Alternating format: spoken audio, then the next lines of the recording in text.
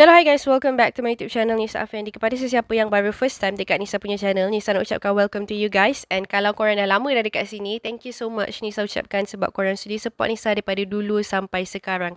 Okay guys, so untuk video kali ni, Nisa just nak tunjukkan bukti payment daripada apps yang Nisa nak tunjukkan sekejap lagi. So, jom kita pergi.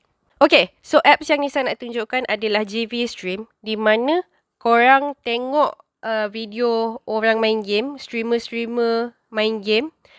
Ada dekat sini, sekejap. Okay, dekat sini korang boleh tengok daripada YouTube dan juga Twitch.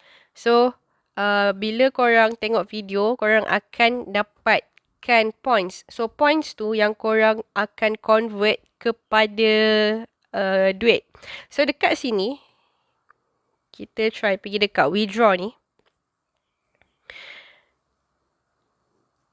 Dekat bawah, kita boleh dapatkan macam-macam payment method lah.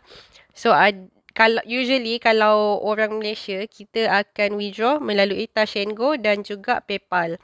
And untuk ni, pergi dekat say transaction, korang boleh nampak Nisa dah withdraw sebanyak $3. So, Nisa selalunya akan withdraw dekat PayPal lah. And kepada korang yang nak download, korang boleh gunakan link yang Nisa dah letakkan dekat bawah ni. And nak tengok full tutorial, sebab dekat video ni Nisa tak tunjukkan cara macam mana korang nak dapatkan points dan sebagainya. Nisa just nak tunjuk bukti pembayaran dekat korang. So, kalau korang nak tengok video full tutorial, korang boleh pergi dekat link yang Nisa dah letakkan dekat bawah ni. And then korang tengok full tutorial, okay? So, itu sahaja untuk video kali ni. Thank you so much for watching. Kalau korang suka, jangan lupa untuk tekan button like, share, komen dan juga subscribe. I'll see you guys in the next one. Bye!